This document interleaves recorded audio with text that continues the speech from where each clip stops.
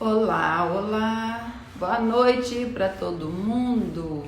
Bem-vindos a mais uma live. Hoje nós vamos falar, gente, a Linda fez. Oi, gente, boa noite.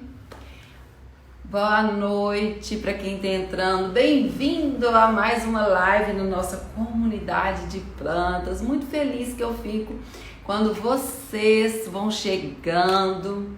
A gente sabe que vai ser uma hora de coisas tão boas, um momento maravilhoso que a gente aprende, a gente faz companhia um pro outro, a gente toma alguma coisa. O meu sempre cappuccino, né, gente? As lives que eu fiz 16 horas, eu tomava água ou café, mas à noite eu sinto muito frio, tô no cappuccino. Oi, Márcia. Oi, Terezinha. Olá! Gente, hoje vocês têm muitas dúvidas sobre pragas e doenças nas hortas de vocês? Te mandei uma pergunta no direct.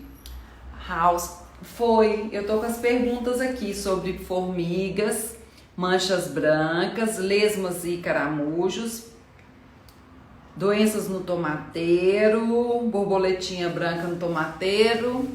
Verdejar já chegou. Manda um convite pra mim, por favor, que eu já te chamo. Gente, aperta aí os coraçõezinhos para ser uma live com mais gente possível, pra gente falar aqui sobre hortas, esclarecer muita coisa, pra gente colher aquilo que a gente produz. Isso é maravilhoso. E lembrem de tirar um print aí, meu com o meu convidado, escrever um site, uma frase legal que vocês tiveram aí da live, e porque eu sei se vocês estão gostando, aí vocês me dão um feedback. Gente, lembra que as lives vão até quinta-feira, tem mais amanhã e depois da manhã. Depois, a partir de domingo, eu vou fazer as lives de domingo a quinta lá no Olambra. Eu entro só uns 10 minutinhos para falar um oi com vocês.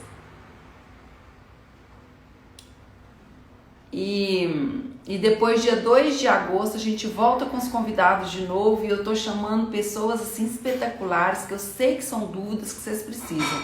Tô escolhendo as lives para a segunda temporada de convidados a partir de 2 de agosto a dedo, hein? E Maria, da Taxon BR, boa noite. Obrigada por sua companhia, Maria. Não sei se você recebe.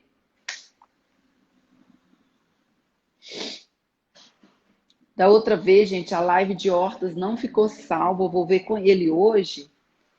Se for se eu tiver que fazer, porque tem celular, gente, que tem que fazer no do convidado. Aqui não dá certo. O dele, da outra vez, eu tive que fazer no Instagram dele. Se não der certo, a gente faz no dele. Aí eu vou pedir ele para salvar a live. Da outra vez não ficou salva. Aí eu peço ele para salvar a live lá no IGTV dele. Aguardando o projeto Verdejar. Gente, a minha filha, eu pedi ela para escrever o quadro.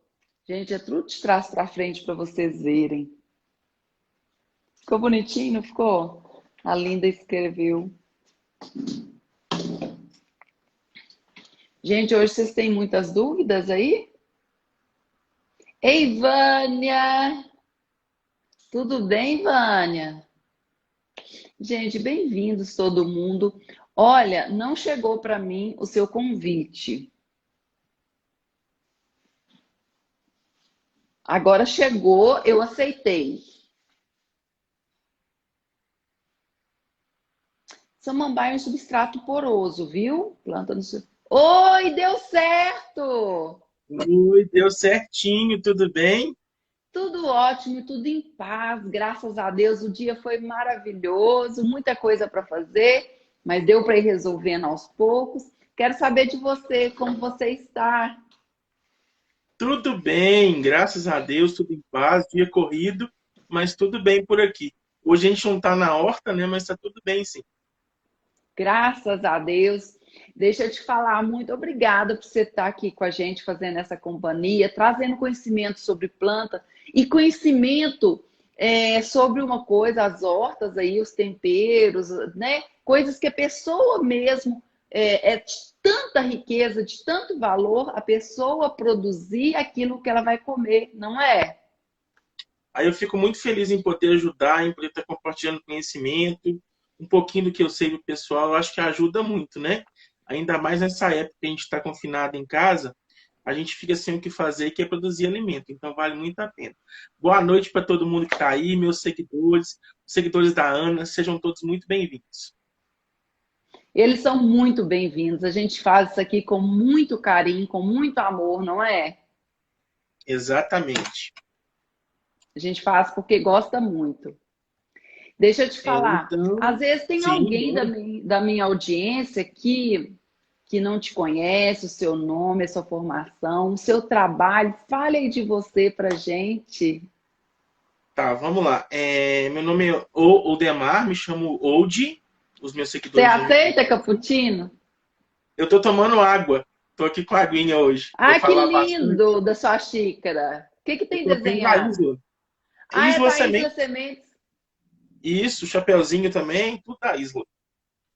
Então, minha formação inicial é agronomia agropecuária, depois tem gestão da floricultura, tem um pouquinho de especialização em tudo, e agora eu sou estudante de biologia.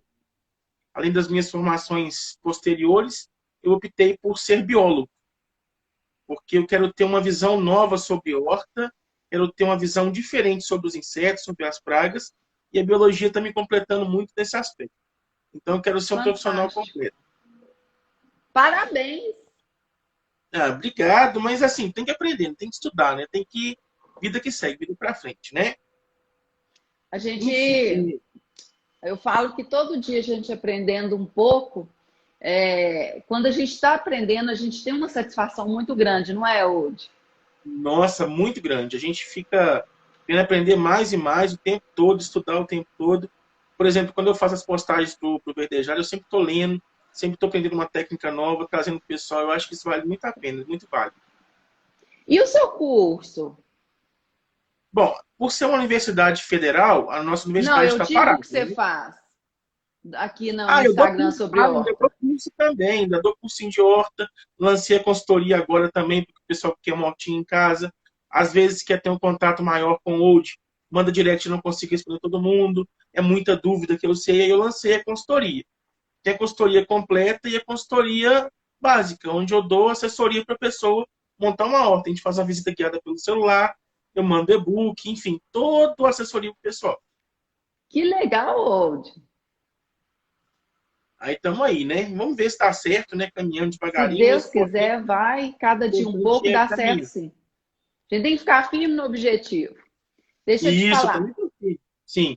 Eu tenho umas perguntas aqui, mas eu gostaria de te deixar bem à vontade para você primeiro contextualizar. Você quer contextualizar direto em praga ou doença? Ou você quer falar alguma coisa antes que você acha que você já tem essa didática? O que você quer fazer? Sim. Eu me programei um pouquinho para a gente chegar nas dúvidas. Então, eu vou falar uns 10 minutinhos, porque eu acho que é importante o pessoal entender até a gente chegar nas perguntas. Pode ser? Fechou. Eu vou tirar os comentários para a gente prestar bastante atenção no que você vai falar, pode ser? Sim, ó, papel e caneta na mão, tá, gente? Porque as dicas são fundamentais. Eu mesmo me programei com a minha colinha aqui, ó. Um colinha aqui se esquecer alguma coisa. Então, tá super bem planejado hoje, tá, gente? Ei, sou Miranda. Tanta gente aqui que ajuda a gente, estando aqui todo dia. Obrigada, gente, de coração. Então, ótimo, saiu os comentários, agora vamos poder conversar e eu não fico focado lendo as coisas, que eu fico preocupado em responder. Gente, o primeiro passo para entender sobre pragas e doenças, a pergunta que eu faço para todos é: o que você quer de futuro? O que você quer na sua horta daqui 2, 3, 4, 5, 10 anos? Porque a horta não é uma coisa passageira, não é um hobby momentâneo. Ela tem que perdurar. Então a pergunta é, de hoje em diante, o que eu quero para os próximos anos? O que eu quero implantar na minha horta? Qual tipo de manejo de praga? Qual tipo de manejo de doença? Porque as pessoas entraram pensando que vai ter uma receitinha para tudo. Não, não existe uma receita para tudo. Existe sim manejos. A gente vai manejar as pragas e doenças. Elas não vão deixar de existir nunca. Elas sempre vão estar ali, mas vão acontecer de modo controlado, de forma comedida, sem agredir as plantas. Você vai conviver com elas e vai ter o seu alimento no final do dia. Como vocês conseguem ver aqui no verdejar, na horta, tem praga, tem tudo. E o que acontece? Eu não me preocupo com elas. Elas estão coexistindo na horta, né? Então, o primeiro passo, gente, é saber que nós temos 15 principais ordens de insetos que causam danos nas plantas. Às vezes a pessoa me manda uma pergunta e deve mandar para você também, Ana. Ah, que insetinho é esse? Tem um insetinho assim, assim, assado. Ah, ele tem asinha, não sei o quê. Gente, só da ordem dos coleópteros, que são besouros, são 47 mil exemplares. Aí fica meio humanamente impossível identificar o nome científico daquele bichinho. Só de besouros, são 47 mil. Aí nós temos as lepidópteras, que são as borboletas e as mariposas. Elas, na fase adulta, elas não causam mal algum. Só na fase lagartas. E são 147 mil espécies. Muita coisa. Aí tem as outras ordens, que são as himenópteras, são vespas, formigas. Aí tem a questão dos dípteros, dos homópteros, enfim. Eu não vou entrar em nome científico de ordem, mas as 15 principais. E cada ordem tem insetos muito particulares. E para a gente estabelecer um método de controle, a gente tem que entender como que é o aparelho bucal. Como que é a boquinha deste inseto. Porque não adianta nada eu fazer um método de controle para um inseto que tem um aparelho bucal mastigador, por exemplo, que ele vai mastigar a sua plantinha, e eu faço um método de controle para um inseto lambedor. Então, a gente tem que entender o método que esse bichinho come sua planta, o método que ele vai atacar a sua planta. A gente tem os principais métodos, as principais mandíbulas, as principais bocas dos insetos. Os primeiros são os mastigadores, eles mastigam literalmente. As lagartas, os gafanhotos têm muitos tipos de aparelho bucal. Então, o ataque é visível, ficam ondinhas na folha, eles mastigam mesmo a folha. Eu tenho um mastigador lambedor, além de mastigar, elas vão lamber, no caso de algumas abelhas, por exemplo. Eu tenho o sugador e tenho o picador com estilete. Além disso, eu tenho o sugador picador e o sugador com esponja. Então, olha o tanto de aparelhinho bucal que os insetos têm. Não é igual a gente tem o mesmo formato de boca. Então, eles têm diferentes formatos. Então, para cada formato de boca, tem um método de controle diferente. E outra coisa que a gente tem que levar em conta também, a parte física, a parte externa do inseto. Como que é o corpo dele? Se ele tem alguma estrutura que protege contra o veneno. Algumas pessoas usam veneno. Se tem alguma parte do corpo que vai proteger contra o óleo que a pessoa usa, contra a cauda que a pessoa cisma de colocar. Então, são estruturas. Conhecer o inseto por fora. O que eu vejo as pessoas fazendo é ensinar caudas mirabolantes. Não existe receitinha de cauda mirabolante na hora da aula. Isso é mito, não funciona. O inseto sai por alguns minutos, por algumas horas, até o efeito daquilo passar, depois ele retorna com força total. Outra coisa também que é importante ressaltar é que o inseto, se você usa sempre o mesmo método de controle, ele tem uma memória no DNA, uma memória biológica. Então, as próximas gerações, elas nascem carregando aquela memória. Olha naquela horta ali, ele usou óleo de coco, por exemplo. Só um exemplo bem banal. Uhum. Aí a prole desse inseto vai vir com uma defesa com relação ao óleo de coco. Ele fica mais resistente. Uhum. Então, ele já nasce com resistência sobre esse óleo. Mas não é óleo, tá, gente? Só para vocês entenderem. Eu não vou falar nome de veneno, tá? Então, ele nasce com essa memória. Então, o inseto é muito difícil de ser controlado. Ele vai existir por gerações e gerações. Agora, para a gente entender a questão do inseto com a planta, a gente tem que Por isso que eu não sou adepta ao pessoal que faz prevenção. Nossa, sim, eu acho isso o fim da picada. A questão de usar cauda também, a gente tem que pensar o seguinte, que vai danificar a área da planta, vai destruir as folhas. Às vezes você usa óleo, usa sabão, usa pimenta, usa fumo, usa N artifícios que só diminuem a área foliar da planta. Quando a planta não tem folha, ela não produz frutos, ela não dá flor, ela vai definhar e vai morrer. E ela não tem como tirar aquilo, ela vai se sentir extremamente incomodada com aquele tanto de coisa nas folhas, que é a parte que ela absorve a luz do sol. Então, se tem aquele monte de coisa em cima dela, ela vai definhar os poucos e vai morrer. Então, não dá certo usar cauda. Então, não tem essa receitinha de cauda por aqui. E para a gente entender também essa questão, o que é doença na planta? Quando o pessoal, minha plantinha está doente. Mas que tipo de doença? É uma doença fisiológica? É uma doença causada por algum vetor? É uma doença causada por alguma deficiência ou excesso de algum nutriente? Então a gente tem que saber disso. Isso é muito importante. Quando as pessoas recomendam uma cauda genérica para tudo, não existe nada genérico. Não tem uma receita pronta para esse tipo de coisa. As pessoas que recomendam não funciona esse tipo de coisa. Elas não mostram os prós e os contras. A doença, gente, é a alteração do estado normal da planta. Imagina a gente quando está gripado, a gente fica modificado, o organismo fica mais debilitado. Enfim, é a alteração do estado normal nosso. A doença pode prejudicar algumas partes, como folhas, como raiz, caule, os frutos, as flores também, ou danificar a planta como um todo. A questão da planta, a gente tem algumas questões que são bem importantes.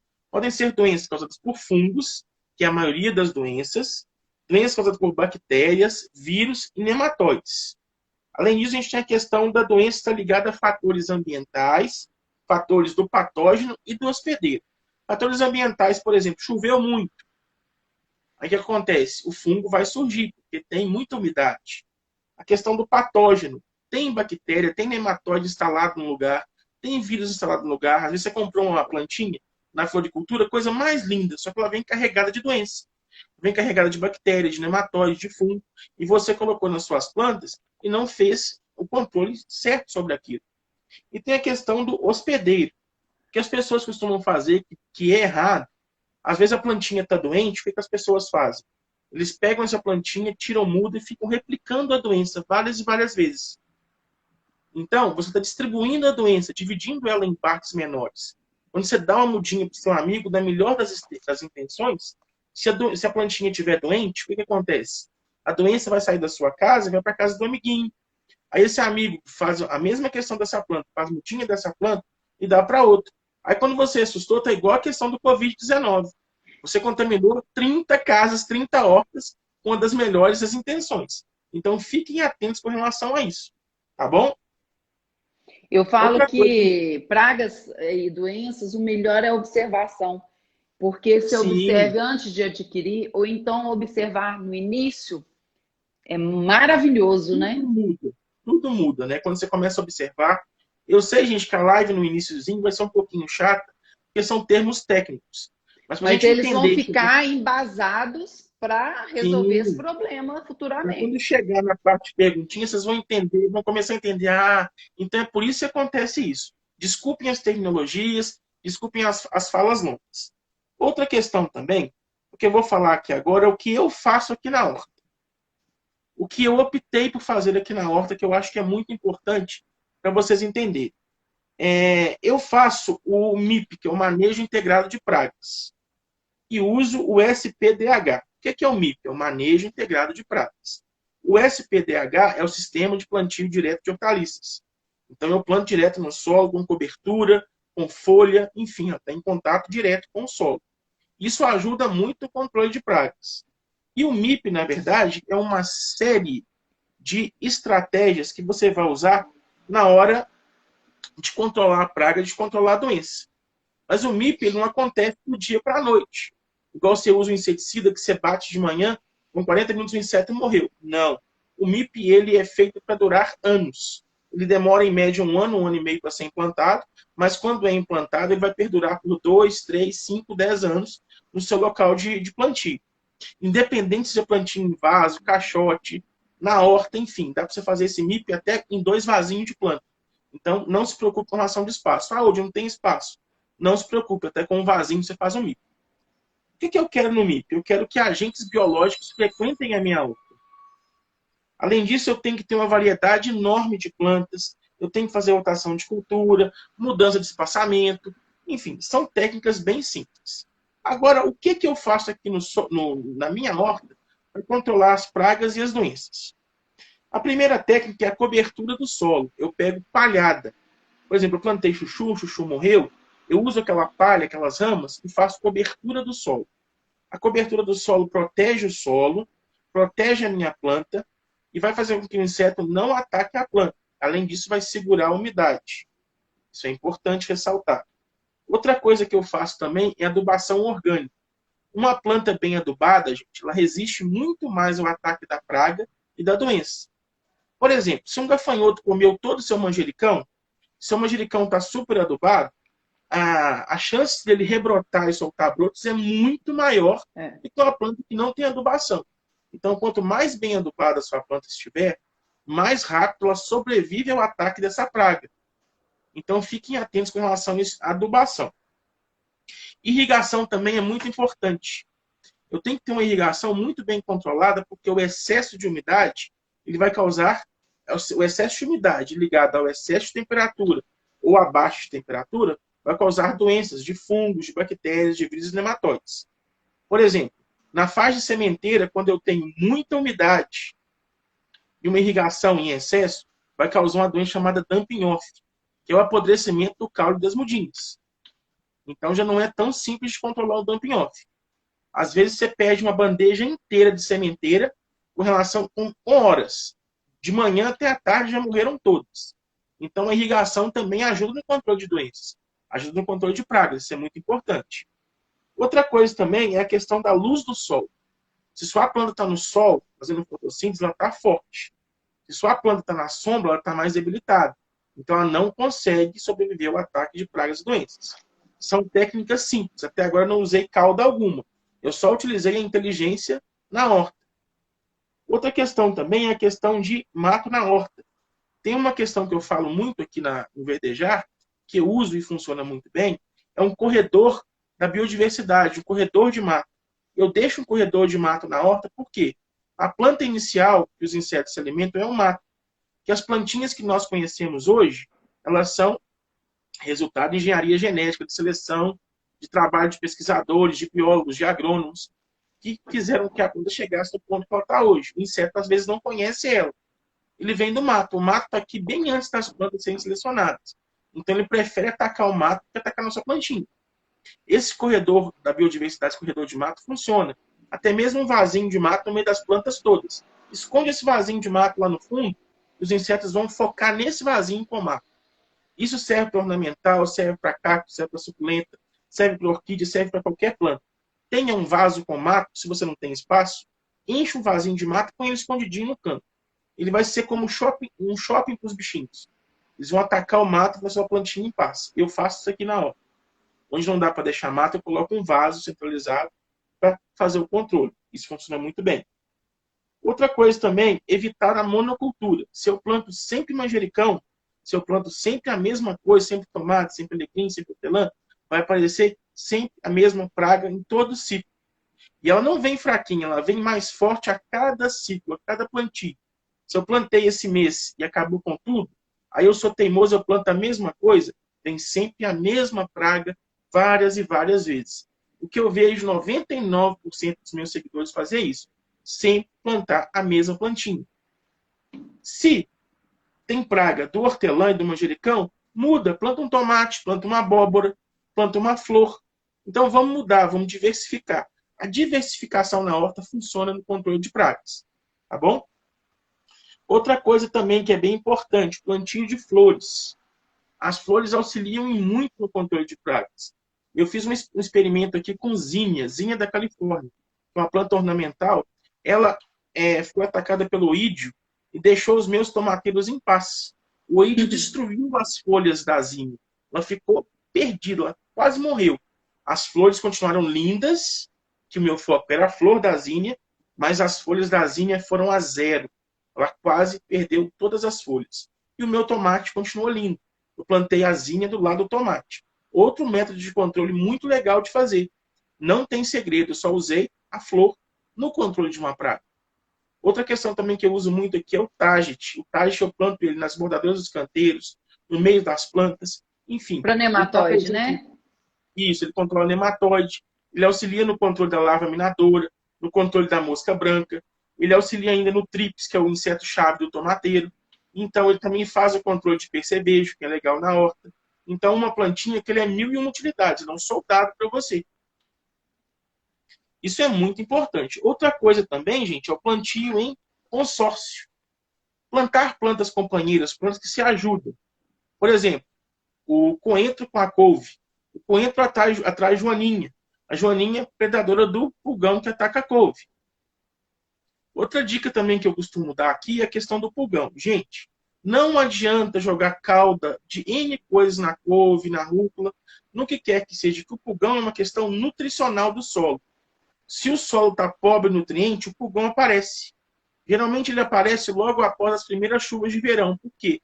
A água lava todos os nutrientes. A água lixivia todos os nutrientes. Então o solo fica pobre e a planta fica fraca. Então o pulgão vem na planta e ataca ela. Então usar a calda adianta? Não adianta em nada, pelo contrário. Você tem que nutrir o solo. Quem planta em vaso sempre tem que fazer a reposição da adubação. Cada 25, a cada 30 dias, repor todos os nutrientes que os pulgões vão sumir. À medida que você aduba, 1 ou 2 dias depois que a plantinha já começou a absorver os nutrientes, ele desaparece. É outro método de controle que eu uso aqui na horta. Até agora não teve nenhuma cauda mirabolante, você percebeu, Ana? Não teve nenhuma receita. Só a natureza controlando a Muito própria inteligente. natureza. A gente não tem que usar nada de... Não usei nada, não gastei nada, não comprei nada, não utilizei nada. Só a própria horta controlando. Usando a cabeça na horta, né? Sim, é muito importante essa questão. E a questão que eu falo principal é saber conviver com o inseto. É saber conviver com a praga. Se você fica desesperado, é uma horta orgânica. Vai ter um montão de bichinho na sua horta o tempo todo. Né? Então a gente tem que ficar esperto com relação a isso. Agora umas dicas também que eu sei que o pessoal vai perguntar e deve ter nas perguntas. Odi, chegou para mim, minha couve está cheia de lagarta, meu maracujá está cheio de lagarta. O que é que eu faço? Como que eu vou controlar isso? A gente tem que saber, gente, o método de controle, igual eu falei. A borboleta, ela não faz mal algum, mas ela deposita os ovos na sua couve. Então eu tenho que controlar a borboleta, fazer com que ela não chegue nas minhas folhas. O que eu faço? Confusão mental. A borboleta é um inseto diurno, ao contrário das mariposas que são noturnas. O que acontece? Eu espalho CDs velhos pela horta e a luz vai refletir no CD e vai fazer uma confusão mental na borboleta. Ela vai achar que é um predador e vai sumir da sua horta. Outra dica que é bem legal também. Eu vou esperar a Ana fazer algumas perguntas agora, depois eu vou dando mais dicas, tá bom, gente? Agora Não, Odi, vamos dar suas dicas, que aí fica legal que a gente faz aí o resumo de então, tudo. beleza. Outra dica também que eu costumo falar com lagarta, gente, é a catação manual. É catar manualmente uma por uma, ou você pode construir um borboletário, e tem seguidores meus que fazem borboletários, que é muito bonito, por sinal, eu acho bem legal. Eles colocam em aquários ou caixas de vidro e colocam as lagartas e vão alimentando com folhas. Aí as lagartas passam pela metamorfose e transformam-se em borboletas ou mariposas. É legal. Outra questão também é o esmagamento dos ovos. Nossa, Old, isso é muito cruel. Não sou cruel. É um método de controle melhor que usar uma cauda mirabolante. Você pode ir lá, você vê aqueles ovinhos amarelos bonitinhos, aqueles pontinhos na folha, você vai e esmaga. Oh, que dó. Sim, dá dó. Mas é um método de controle. Ele está aí para ser usado. O borboletário você faz em claridade? Sim, o borboletário normal. As lagartas vão se alimentar. E quando elas vão acumular energia, vão ficar bem fortinhas. E quando chegar o momento da metamorfose, elas vão procurar um cantinho do borboletário e vão iniciar a metamorfose. Pode ser em cima de uma mesa, em qualquer cantinho da outra. Tá? Então tem essa questão também que é bem bonito de se fazer. Eu não faço borboletário aqui, que eu não tenho problema com borboletas. Então, elas convivem muito bem com as minhas plantas, então eu não fiz ainda, mas tem seguidores que fazem. Inclusive a Isa, que deve estar assistindo, ela faz esse borboletário. Ela que deu início a isso aqui no Instagram, pelo que eu sei. Ela sempre cata as lagartinhas e coloca no borboletário. Muitas pessoas se espelharam nela. É importante ressaltar, falar que a pessoa também fez. Ela começou com isso aqui e eu acho muito importante ressaltar isso. Ela faz lindamente. Outra coisa também que a gente pode fazer, gente, é plantar a diversidade na horta. Eu postei esses dias que eu estou fazendo o controle de algumas lagartas, como a lagarta falsa medideira. Eu plantei 7 tipos de planta no mesmo canteiro. O que causa no inseto? Causa na lagarta? Uma confusão mental enorme. Ela não consegue achar o alface que é chave da cultura dela. No caso do alface americano, por exemplo, ele é super atacado o tempo todo. Eu plantei alface roxa do lado. Então, onde eu plantei alface roxa, ele ficou no meio, não teve nenhum ataque da lagarta falsa medideira. Agora, onde eu não plantei, os pezinhos de alface estão completamente destruídos. Então é por experimentação. Essa questão de plantar vários tipos no mesmo canteiro ajuda muito. Tem a diversidade. Ah, Old, mas só tem um vasinho. Plante 5 tipos de alface no mesmo vasinho, então. Em vez de comprar ou semear a mesma coisa, plante 5 coisas. Aprenda sobre plantas companheiras. Plantas companheiras também é uma arma sobre uma arma para a gente falar sobre inseto. Não tem como ensinar tudo para vocês hoje. Numa live de 1 hora. Eu sei que vocês Vai estão cheios de seguindo o projeto Verdejar do Old. isso, segue lá e vão ler as postagens. Outra questão também que o pessoal ensina muito é a questão de usar leite cru no controle de oídio. Eu ressaltei isso porque eu acho que não funciona. Imagina você morando no centro de São Paulo ou no centro de Belo Horizonte, do Rio, em grandes capitais, você não tem acesso ao leite cru. O leite só é cru 2 horas após sair do teto da vaca. Se ele passar pelo processo de cozimento, até pela mão ele cozinha, com o calor da sua mão. Então, se você usar um leite de caixinha, você está só aumentando a fonte do inóculo. O que é inóculo? A fonte do fungo se reproduzir. Então, leite de caixinha não funciona. Então, algumas práticas que o pessoal ensina só servem lá para o produtor rural, lá para a roça. Para a gente na cidade, às vezes, não serve usar leite. Você tem acesso a leite cru? Não tem. É difícil de ter.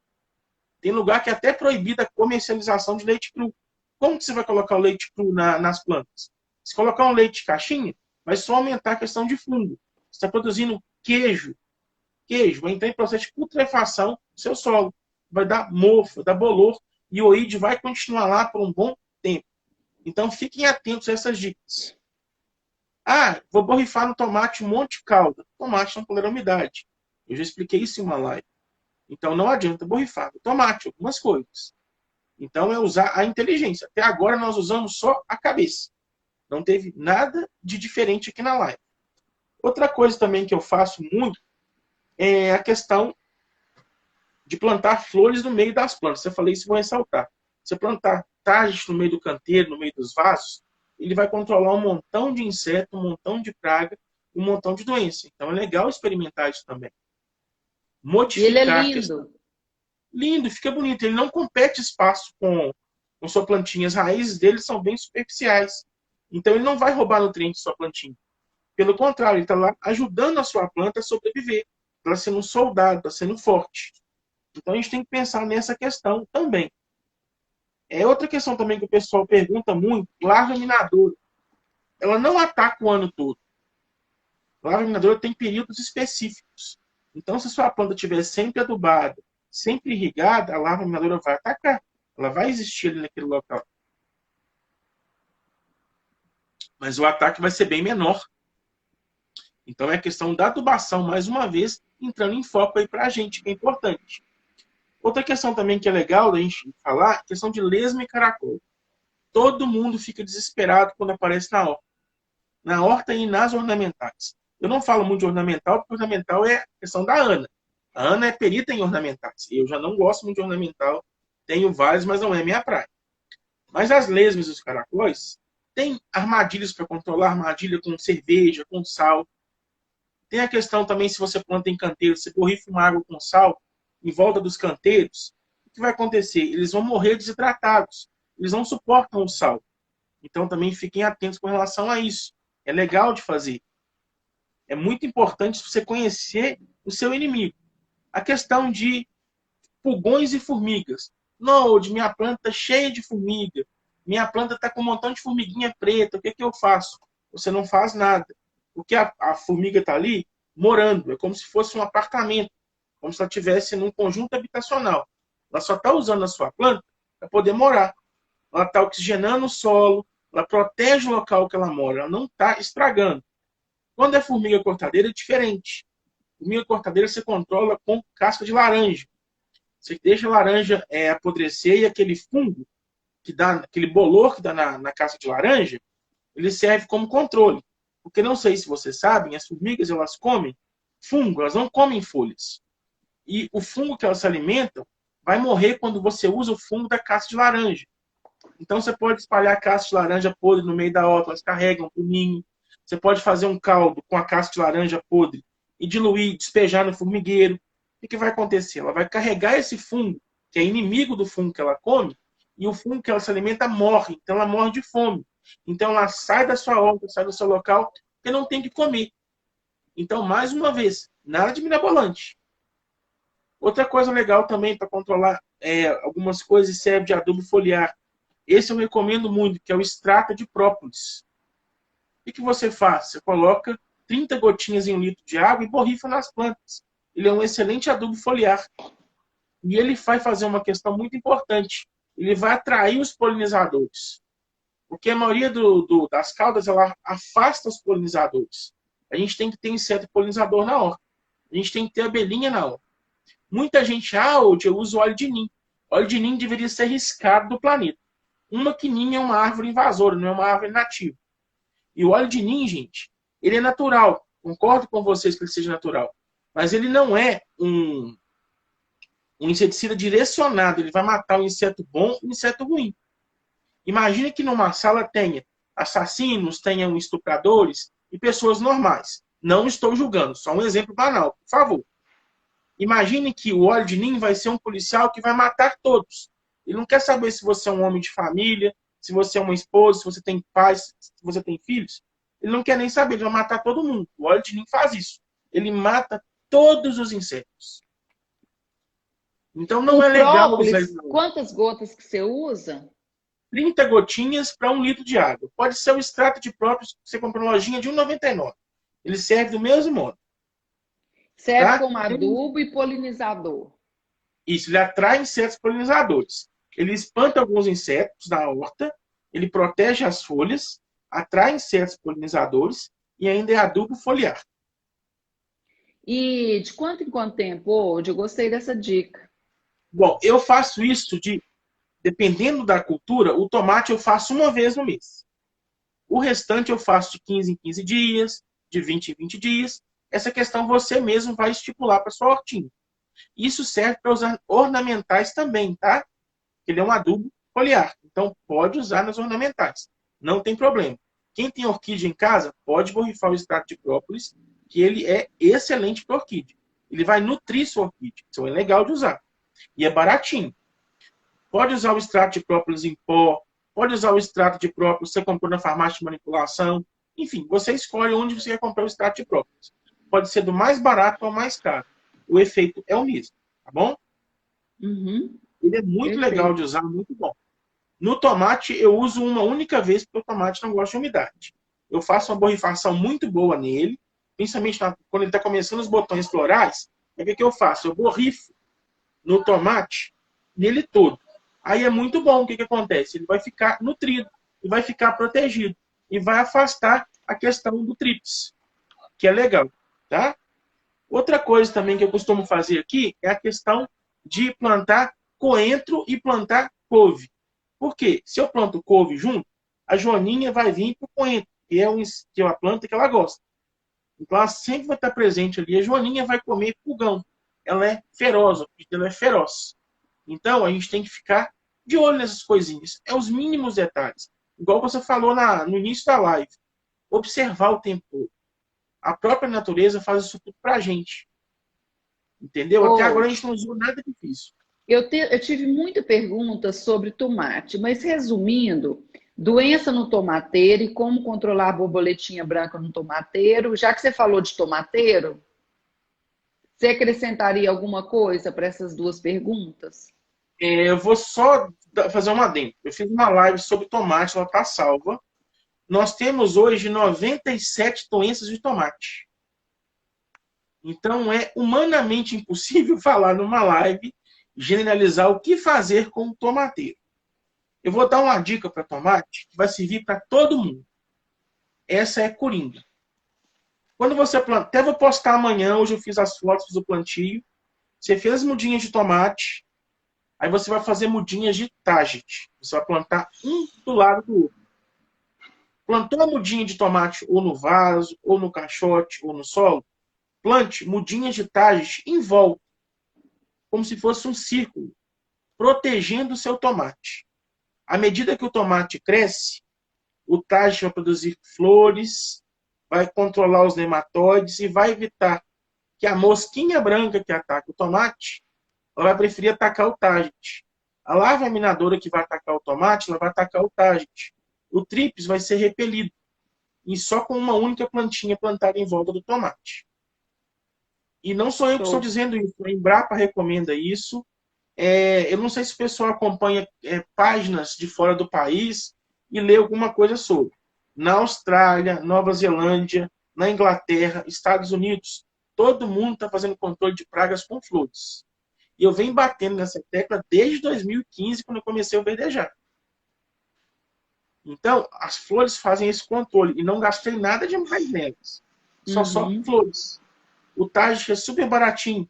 Ah, hoje não acho semente. Vai no site ou da Isla ou da Feltrin. O pacotinho é muito barato. Ah, não achei semente? Vai na Floricultura. Uma mudinha de target é R$2. Ele dá sementinha, cada florzinha dá em média de 80 a 90 sementinhas. Então, a taxa reprodutiva dele é enorme. O que eu fiz aqui na horta? Eu plantei em volta dos tomates e plantei na bordadura dos canteiros. Então, estou protegendo sobre tudo. Mais alguma perguntinha? Deixa eu te falar. Eu vejo que é muito importante, o principal, você falou da adubação, da irrigação, seria você deixar bem claro para as pessoas que tem que estar tudo sadio, porque como a gente estando saudável, vai evitar praga e doença, que é maravilhoso, ir por esse caminho. Com o mínimo, eu acho que a questão da horta é que as pessoas não colocam, não têm muita noção que horta precisa do sol pleno.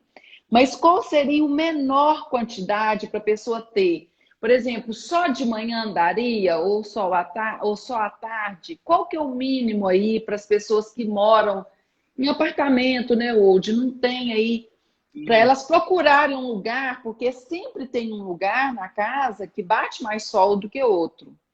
Então, acho que teria que começar pelo local que eles vão ver a live aqui e vão plantar o vaso, uma jardineira, onde colocar a salsinha, a cebolinha.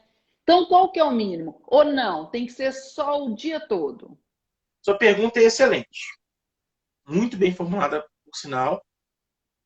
O ideal, infelizmente, é sol o maior tempo possível.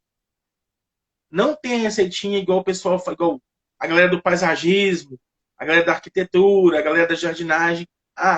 2 horas de sol é o suficiente. 4 horas de sol é o suficiente. Não.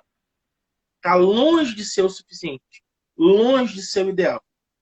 O mínimo, vou explicar isso. O mínimo para qualquer planta são 8 horas. O mínimo. O mínimo de luz são 8 horas. O crescimento ideal dela é com a maior luminosidade possível. Luminosidade diferente da luz do sol. Luz direta, indireta, diferente da luz direta. Mas, o que você pode fazer? O mínimo hoje, o mínimo aceitável vão ser 4 horas. O mínimo. Infelizmente. Porque os temperos são plantas solares. A cebolinha é uma planta extremamente solar, precisa de 11 horas de sol. A salsinha é uma planta solar, mas ela vai conseguir crescer. Não lindamente, não do modo que ela precisa. Ela vai sobreviver. Imaginem vocês comendo do bom e do melhor todos os dias. O desenvolvimento vai ser maior. Se você tem sol básico, você sobrevive. Então, o que acontece é a sobrevivência. O mínimo de horas é para sobrevivência, que é diferente do cultivo como um todo. Então, não tem essa questão do número mínimo. Ela sobrevive com um pouco menos de luz. Mas o ideal seria, no mínimo, 8 horas. Entendido essa questão? O local é muito importante. Se não tem luz direta do sol, gente, a sua horta não vai vingar. Porque não sou eu que estou dizendo. Muito problema, muito problema. Sim, não sou eu que estou dizendo isso. São pesquisadores, professores, as universidades ensinam isso. Sem fotossíntese, a sua planta não vive. Regra, não tem como mudar isso. A gente precisa respirar, não precisa? A gente faz as trocas gasosas. A gente vive sem respirar? Não vive. Então a planta não vive sem fotossíntese. Ela pode ter o melhor adubo, a melhor água, um vaso de 3, 4 mil reais. Ela pode ter ouro em pó como adubação. Se ela não tiver as horinhas de fotossíntese, as horinhas de sol, ela definha e morre. Regra. Desculpa. Desculpem jogar areia na farofa de vocês. Desculpem acabar As com os hortas sonhos. são muito exigentes. a Não, é luminosidade, diferente de a uma planta sol. ornamental. É A diferente. hortinha é totalmente diferente de uma planta ornamental que consegue ficar até 30 dias em um apartamento. Vai sofrer? Vai. Você sabe disso, né, Ana? Você trabalha com isso. Ela consegue ficar um tempasso, às vezes 2, 3 meses em um apartamento sem luz, e vai sobreviver. A hortinha é diferente, porque o ciclo das plantas é diferente. A composição da folha é diferente. Então a horta ela é mais exigente que as ornamentais. Ela dá mais trabalho para ser cuidada. Infelizmente é Show, regra. show. Isso aí esclareceu muito para o pessoal. Ou sabe o que, que eu gostaria muito que você falasse, pessoal? A diferença de praga e doença e que os cuidados é diferente. Praga é uma coisa, Sim. doença é outra, porque a gente, como profissional, às vezes esquece disso aí, a pessoa às vezes não sabe a diferença, até como fazer o controle. É totalmente diferente uma coisa da outra, né? Praga e doença. Praga são os insetos, não só os insetos.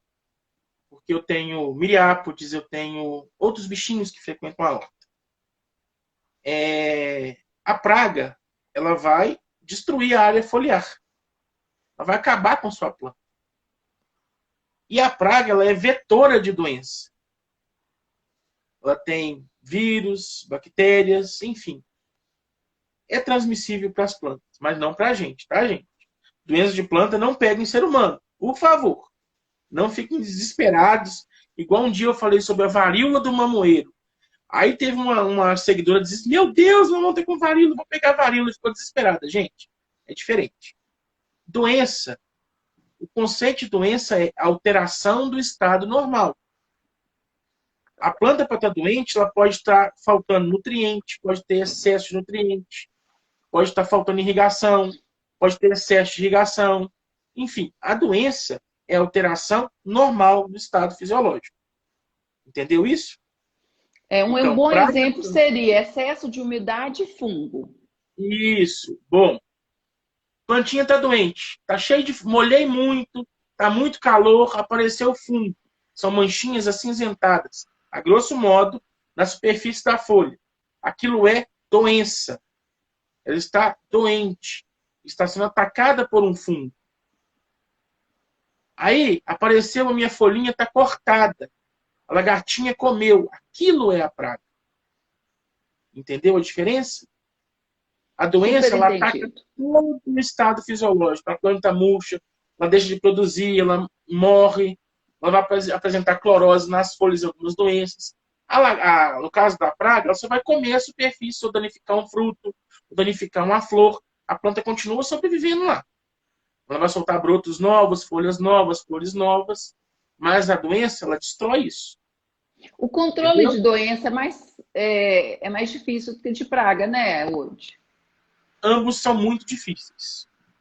Mas a doença, sim, é uma questão muito complicada, porque são milhões de doenças, milhões de sintomas, milhões de tratamentos. Então, desculpem o que eu vou falar agora, me perdoe. Quando um leigo ensina uma cauda, ele tem que entender, infelizmente, fisiologia da planta. Ele tem que entender N coisa, tem que saber o sintoma daquela doença, como controlar o sintoma, como que ela vai se manifestar, o tempo de vida, o tempo que ela vai perdurar na planta, se ela vai sair ou se não vai. Então, antes de recomendar alguma coisa, tem que ler, tem que estudar, infelizmente. Às vezes, por exemplo, o Sozé que planta há anos, ele vai saber. Mas ele não faz essas causas mirabolantes, ele sabe que a natureza controla. Então tem que ficar de olho nessa questão também, viu, Ana? A Controlar a natureza doença de controla, planta, perfeito. sim. Controlar a doença de planta, controlar a praga é difícil. Ainda mais sem usar agrotóxico, sem usar veneno. Porque a gente aqui não usa veneno, eu não uso aqui na aula. Eu aboli essa coisa da minha aula. Eu não sei nem prescrever um receituário agronômico mais, não sei. Não sei nem como que faz mais, porque eu não uso mais na aula. Entendeu? Então eu fico muito atento às regras da natureza. Aqui eu convivo com tudo e com todos. E a horta tá linda. Eles acompanham o verdejar todos os dias. A minha horta tá impecável. E é cheio de praga, cheio de doença. Mas tá lá. Tá bonito. Mais alguma perguntinha? A salsinha, mancha branca na salsinha. Pode ser oídio, por causa de excesso de umidade, falta de luminosidade, falta de iluminação. vai ficar todo manchadinho, mofadinha, entre aspas. O que você faz? Corta todas as folhas. Poda, geral. Troca ela de vaso, faz uma adubação muito boa e manda a planta para fora, manda a planta para o sol. Tem que ser sol. Onde, mas a planta queima no sol. A gente já falou isso. A sua planta nunca viu a luz do sol e do nada você colocou, ela vai queimar. Porque tem produtores que produzem em pleno semiárido do Nordeste, tem produtor de orgânicos no Rio, tem produtor de orgânicos no Amazonas, sem nenhuma cobertura, sem nenhuma proteção, e as plantas estão lindas, eles vivem disso. Então o sol não é inimigo, o sol é seu amigo. Então, para controlar essas coisinhas, esses mofinhos, nada melhor que uma boa adubação e luz do sol. Uhum. E ajuda muito também a irrigação de manhã no inverno, né, Woody? Sim, ajuda muito. A irrigação, eu costumo falar o seguinte: todo mundo hoje tem celular. Todo mundo. O pessoal está assistindo a live pelo celular. Programa um alarmezinho. Às 7 da manhã eu vou irrigar minha planta. Às 6 da manhã eu vou irrigar minha planta. Então, um alarme. Coloca assim, eu vou irrigar a roseira tal hora. Coloca lá o nome, roseira, irrigar a roseira. Usa o celular, uma ferramentazinha. Eu sempre irrigo ou de manhã, que eu gosto mais, gosto muito. Mas às vezes a gente não tem tempo. Ou acorda mais tarde, ou sai correndo para o trabalho, ou então eu irrigo a hora que eu chego. No finalzinho da tarde. Estabeleça isso, ou de manhã ou à tarde. Nunca na hora do sol. Por quê? A plantinha vai transpirar, vai perder líquido, ela vai murchar. É uma maneira dela se defender contra o sol, ela murcha. Para evitar que ela perca água para o ambiente. E vai gastar água, vai evaporar do mesmo modo. Então, coloque regras na sua horta. A horta é um organismo vivo, então ele tem que ser condicionado. Uhum. Woody, eu vou abrir aqui para os comentários do pessoal, ver o que eles estão achando. Ou você quer falar alguma coisa que você acha que faltou? Não, tranquilo. Tranquilo, ótimo comentar sobre isso, gostei bastante. É um tema que eu gosto muito, é a área que eu gosto. Não, foi um show essa live, uma aula. E eu peço desculpa pro pessoal, que é muito termo técnico, às vezes eu sou muito cético, às vezes eu sou muito grosso na hora de falar, mas não é. É porque eu não gosto de dar ilusões para as pessoas. Se dá certo, bem, se não dá, eu não fico rodeando. Desculpem essa questão, tá bom? Maravilhoso, Woody, maravilhoso. Pessoal, vocês querem fazer alguma perguntinha para o Woody aí sobre as hortas de vocês? Quem já tem a horta? Está tendo alguma dificuldade com pragas e doenças? Como que está? Ou se você vai fazer a horta de vocês, te inspirou a fazer, tira um print aí da live, marca a gente. A cada convidado, um novo aprendizado, amei. Não, o pessoal te achou excelente, maravilhoso. Que legal, obrigado, gente. Eu tenho cara de mal, tá? Mas eu sou coraçãozinho puro, tá? Eu sou igual um cinco carinhoso, tá? É porque eu gosto de falar o que é certo, tá? De manhã, até que horas pode molhar as plantas? Eu costumo molhar entre 6 e 8 horas da manhã. Sempre faço isso, entre 6 e 8. É o horário que eu gosto. Tá? Mais do que isso, o sol já está muito forte. Igual minha horta começa a pegar sol aqui, 7 horas já tem sol, ela está torrando no sol. Aí mais de 8 horas o sol vai ficar cada vez mais forte. Eu não gosto de ficar molhando ela nesse horário, tá bom? Qual tagete você usa? Aquela famosa da flor redonda, tagete ereto? Tem vários no mercado, vários. São mais de 80 cultivares. Independente do que você usar, ele funciona muito bem. Eu estou usando um da Isla, chama Olho de Tigre. Tá? Eu uso um da Isla, ele é muito bom. Eu tenho ele na horta há um tempão, ele chama Olho de Tigre. Até postei foto dele hoje. Ele é muito bom. Qual é melhor molhar, de manhã ou à noite?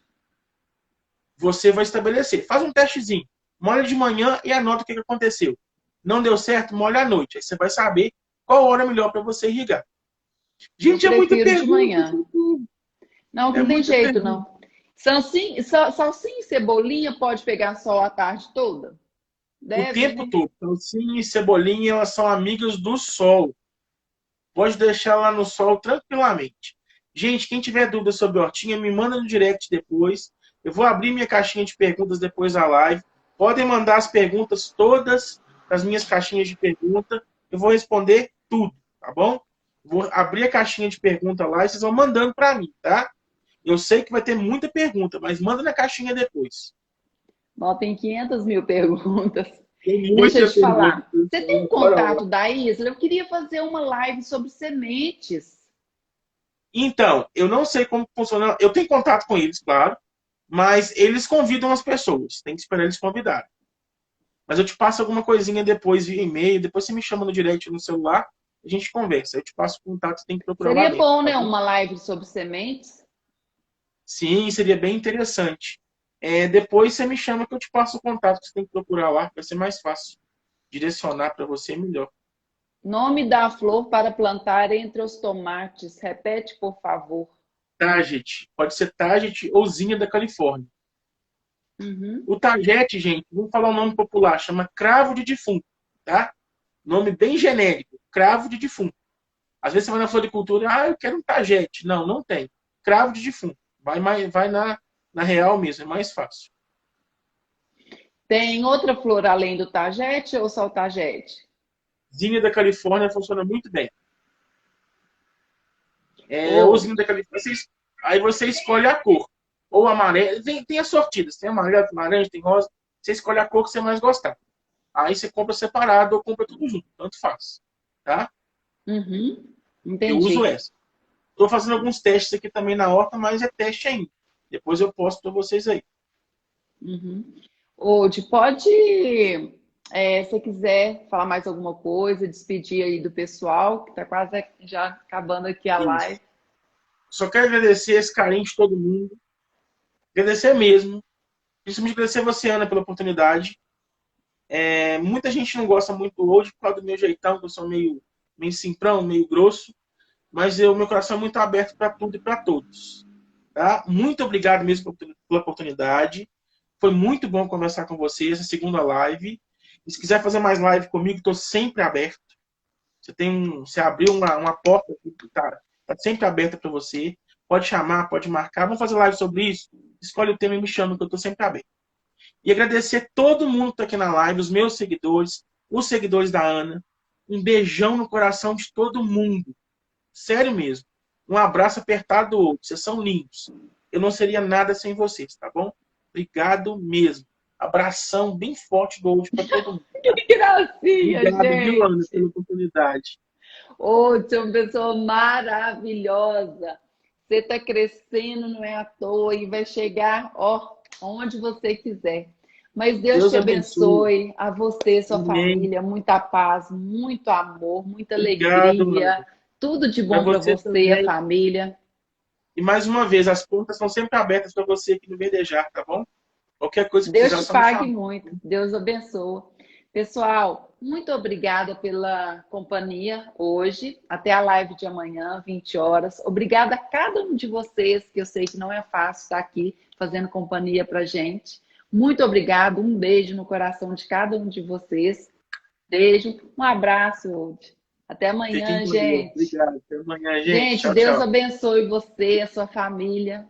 Muita paz, muita alegria. E ó, descansem para amanhã. Vocês tenham um dia bastante alegre, produtivo. Tchau. Beijão para todo mundo. Tchau, tchau. Com Deus.